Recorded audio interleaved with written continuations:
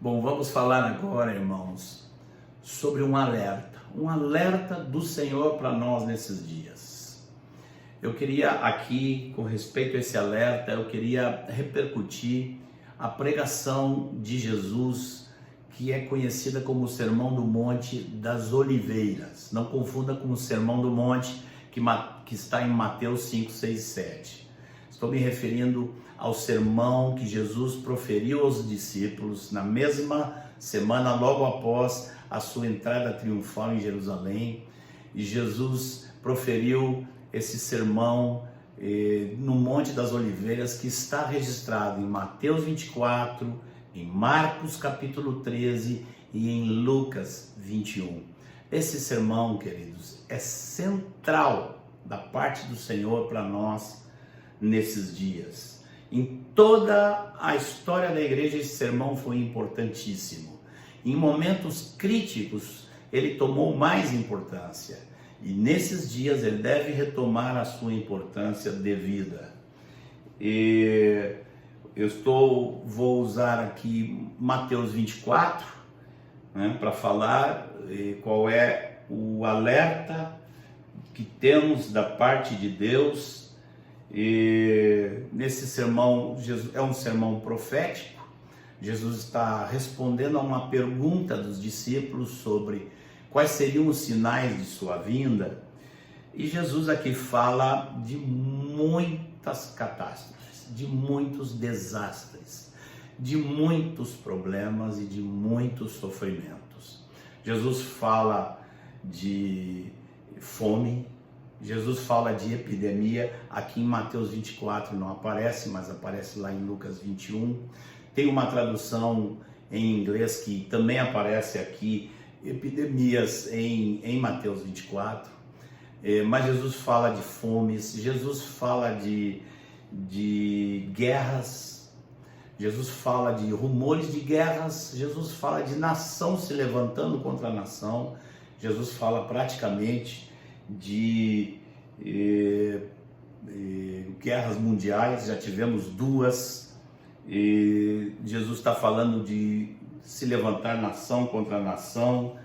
Jesus fala também sobre perseguição. Jesus fala sobre uma perseguição muito grande.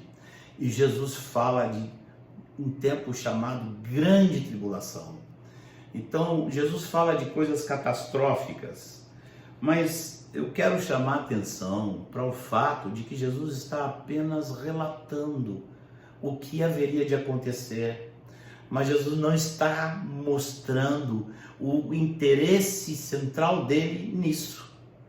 Com relação a todas essas coisas, a todos os sofrimentos que possamos vir a ter aqui neste mundo antes de sua vinda, Jesus dá uma palavra simples demais, assustadoramente simples. Jesus fala aqui em Mateus 24, no versículo 6, quando ele fala de guerras, rumores de guerras, ele disse: vede, não vos assusteis.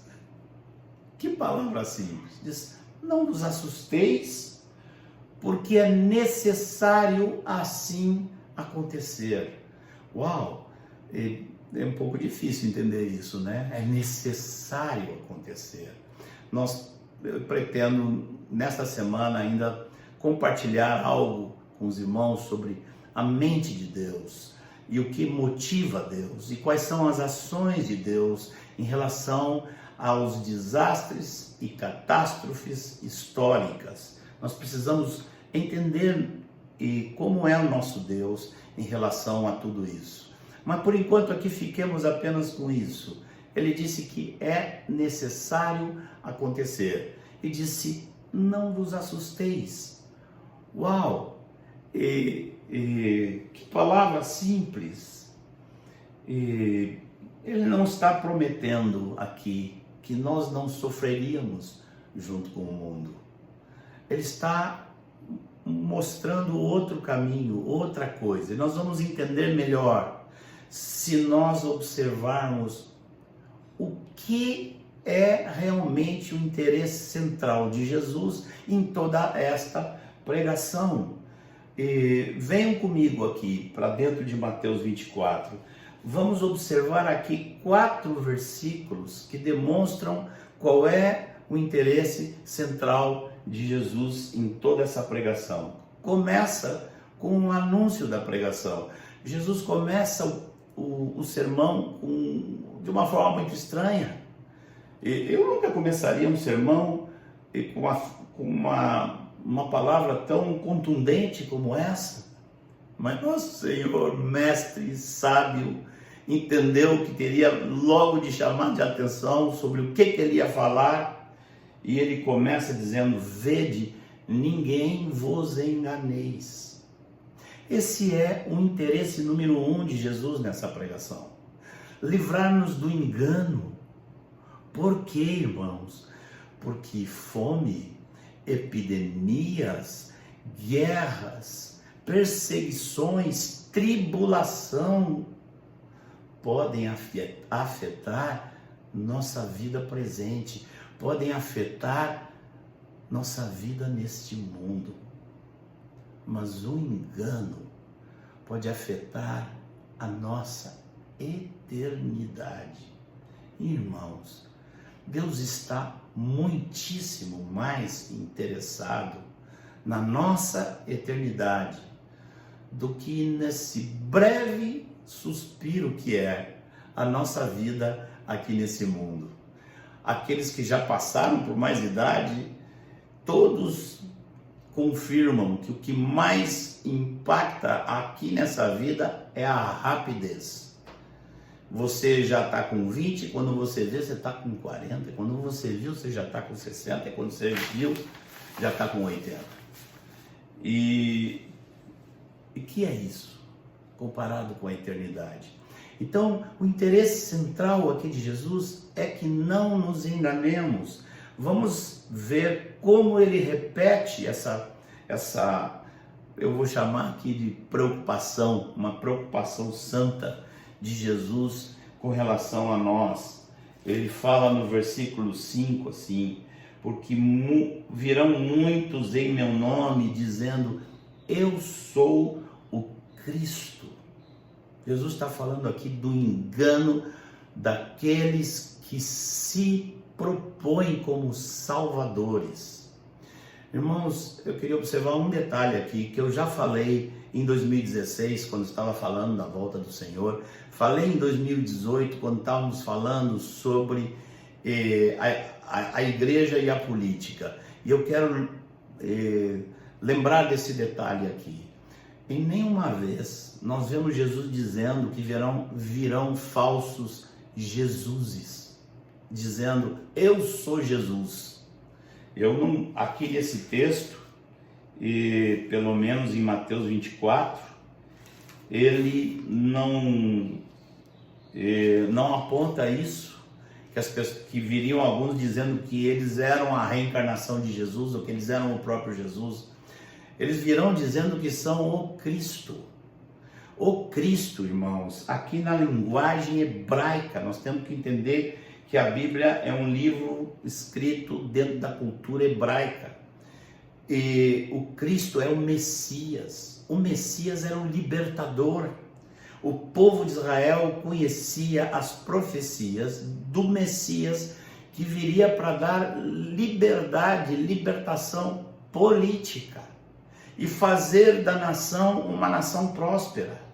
E era por isso que eles estavam esperando. E no decorrer da história, quantos homens se levantaram na história através dessa proposta de que eles seriam os libertadores da terra, os libertadores dos povos. Jesus os chama de falsos messias, falsos libertadores. No versículo 11, nós vemos Jesus falando do engano e da falsidade entrando dentro da igreja. São os falsos profetas. E diz e isso me dói. Diz que eles enganarão a muitos.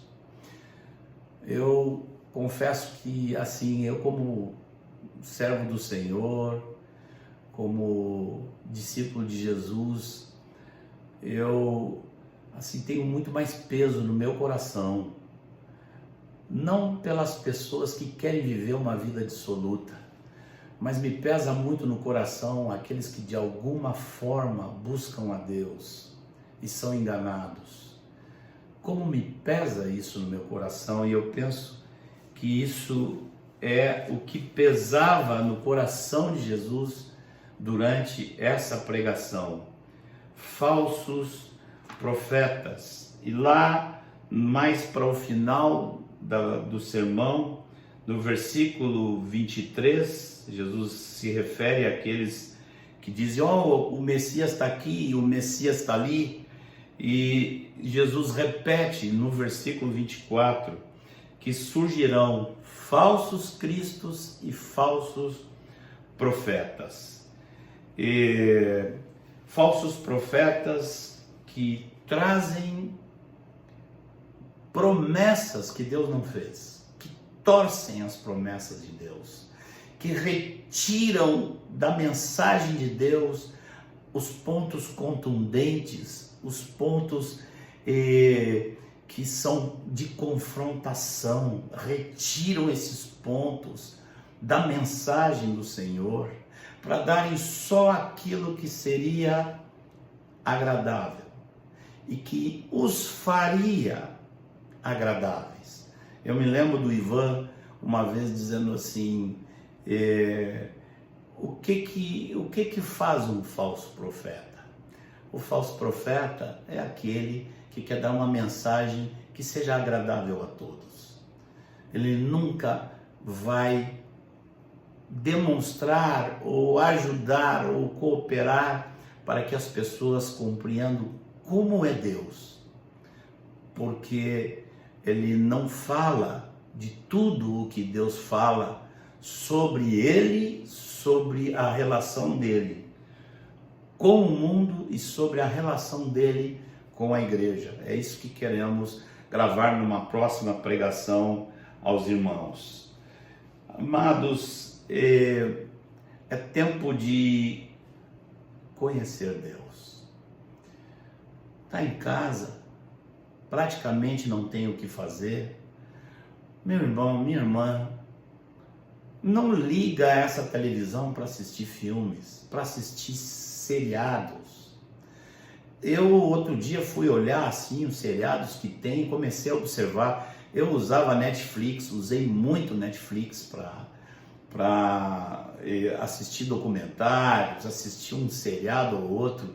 De repente eu comecei a observar como os seriados são sombrios. Não seria essa a razão? Médicos estão procurando entender qual a razão de tantos jovens estarem ficando com depressão. Mas eu vendo um seriado ou outro, aquele fundo é sempre escuro, nunca é de dia, nunca é um céu aberto com um jardim cheio de flores, tudo colorido. É um negócio sempre deprimente, é sempre um ambiente deprimente. Não seria essa a razão de tantos jovens estarem sofrendo depressões por estarem assistindo coisas assim? Outra coisa, já que falei de Netflix, outro dia eu cancelei minha Netflix, porque eu não penso que eu poderia, de sã consciência, continuar tendo uma Netflix ou pagando uma Netflix quando eles estão produzindo filmes que são completamente blasfêmia contra o nosso Senhor. Você assinaria um produto e você pagaria por um produto que está se dedicando a caluniar, falar mal de sua esposa, de seu marido? E onde está nosso amor pelo Senhor? Eu, irmãos, cancelei meu Netflix. E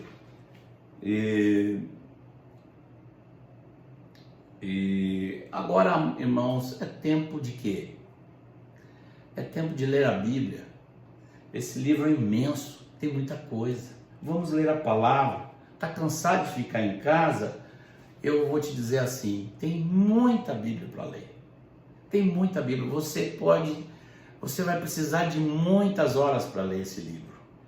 E há muita oração para ser feita. A igreja vai ficar, se Deus não der uma contramão nesse processo, a igreja vai ficar recebendo notícias de necessidades. A igreja vai necessitar estar diante de Deus com clamor, pegando nome por nome, situação por situação.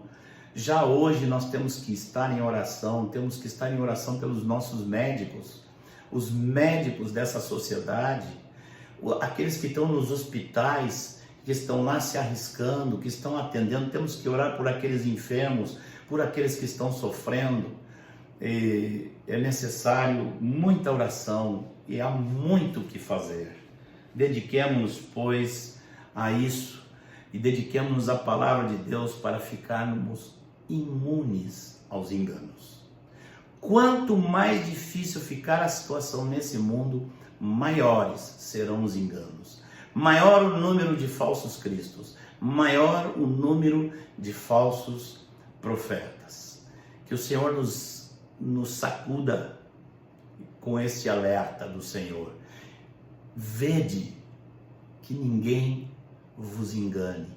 Cuide para que ninguém vos engane. Conheça ao Senhor para que ninguém te engane. Conheça as Escrituras para que ninguém te engane.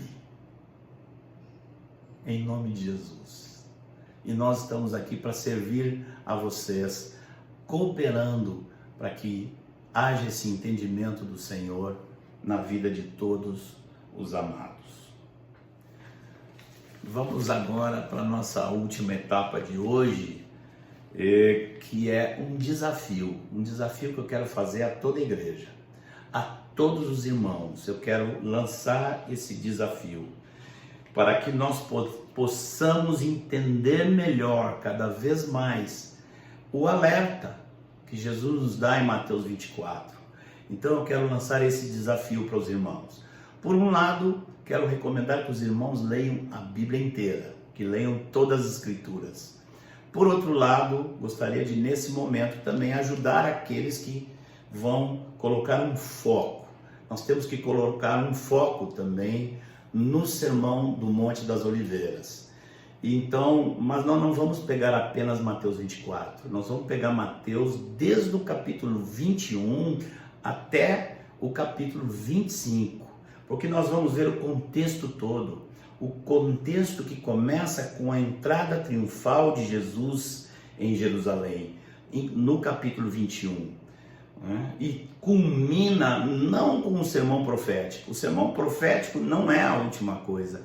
A última coisa são as advertências para os discípulos, baseadas no sermão profético, que estão todas lá no capítulo 25 e que encerra com um outro sermão profético também no capítulo 25. Então, irmãos amados,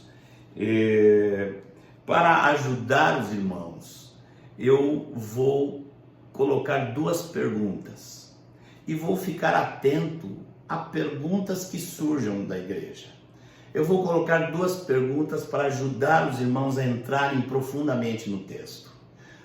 E depois, quando houverem perguntas, essas perguntas vocês repassem para os líderes repassem para nós, os pastores, para que nós entendamos quais são as perguntas que mais aparecem, as perguntas mais importantes, e possamos mandar respostas para as perguntas que vocês têm, ok? Então, vamos lá, duas perguntas para ajudar vocês a penetrarem o mais profundamente possível no texto.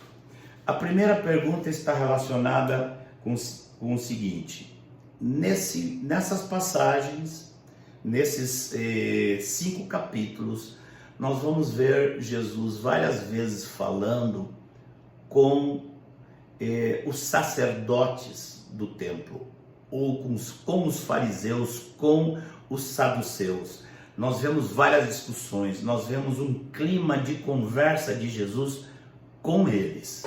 Tá? E também nós vamos ver quando é que Jesus está falando não para essa gente, mas para os seus discípulos. Então essa é a primeira tarefa, é discernir em todo o texto qual parte Jesus está falando com os sacerdotes e em qual parte Jesus está falando para os discípulos. Amém? Procure e anotem, de tanto a tanto está falando para os sacerdotes, saduceus, fariseus, de tanto a tanto está falando com seus discípulos. E você pode também encontrar porções onde Jesus, de alguma maneira, não está falando com nenhum desses dois grupos específicos, mas ele está falando algo para o povo em geral, e muitas vezes não se sabe bem quem está ouvindo ou quem não está ouvindo. Mas a maior parte do texto você sabe com quem ele está falando. Amém? A segunda tarefa ou pergunta é assim: nós temos nestes textos, nós temos 6 parábolas. 6 parábolas. A tarefa é a seguinte: para quem foi dada cada uma dessas parábolas? As parábolas de Jesus, essas 6 parábolas, elas têm cada uma delas um público-alvo. Para cada parábola dessas, qual era o público-alvo de Jesus? Mais adiante, quando a gente penetrar nesses textos e puder conversar mais, os irmãos vão poder entender por que essas perguntas aqui agora são tão importantes. Bem, amados, se seguirmos essa proposta, vamos depois poder fazer outras perguntas e ajudar os irmãos a penetrarem cada vez mais no texto. O nosso objetivo não é só instruir, não é só ensinar. O nosso objetivo é que também os irmãos estejam se voltando para as Escrituras, se entusiasmando com as Escrituras, se apaixonando pelas Escrituras, vendo como as Escrituras falam. Me lembro de uma experiência que eu tive há uns 2 anos atrás, procurando ajudar uma família muito amada, que pediu para mim para que eu pudesse estar compartilhando sobre a volta do Senhor, e nós seguimos essa carreira de examinar Mateus 21 até o 25. Eu me lembro da grande alegria que eu tive quando, depois de já umas 4 ou 5 vezes conversando com essa família, depois disso o cabeça da família me mandou um WhatsApp e disse que estava muito feliz porque a Bíblia estava saltando em cima dele. Disse: Marcos, as Escrituras estão saltando em cima de mim. Eu fiquei muito feliz com isso e dei meu trabalho, inclusive, por executado, quando eu vi que aqui o irmão estava entendendo as Escrituras, né? Tinha penetrado ali nos segredos do Senhor, que estão eles desvendados para aqueles que o amam, que o buscam, que leem, que meditam, que oram. Todos os segredos do Senhor que são dados aos homens são reservados, são dedicados a esses homens. Que sejamos cada um de nós discípulos e discípulas desse tipo, que agora estão buscando ao Senhor mais do que nunca. Amém? Em nome de Jesus, que o Senhor nos abençoe e que nos dê uma semana cheia de olhar para Ele. Que nós, nesta semana, estejamos olhando para o Senhor e aprendendo a olhar a Ele como Ele é. Em nome de Jesus.